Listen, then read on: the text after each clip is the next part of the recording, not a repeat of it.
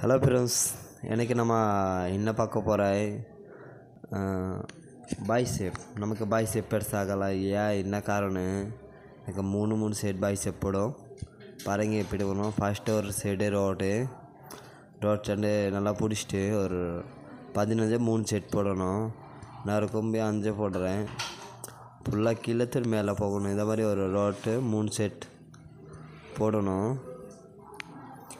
3 set போட்டுட்டு அப்புறம் ஒரு டம்பிள் செட்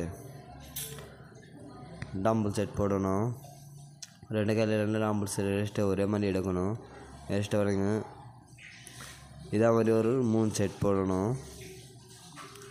तो गाइस वीडियो பிடிக்குதுன்னா சப்ஸ்கிரைப் ராகுல் ஃபிட்னஸ் யூடியூப் சேனலை சப்ஸ்கிரைப் பண்ணிங்க, லைக் பண்ணிங்க, ஷேர் பண்ணிங்க.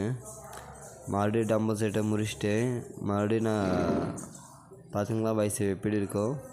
மறுபடியும் டம்பிள் செட் முடிச்சுட்டு அப்புறம் ரோட் மேலே பாதி தான் இருக்கணும், ஃபுல்லாக கீழே போகக்கூடாது.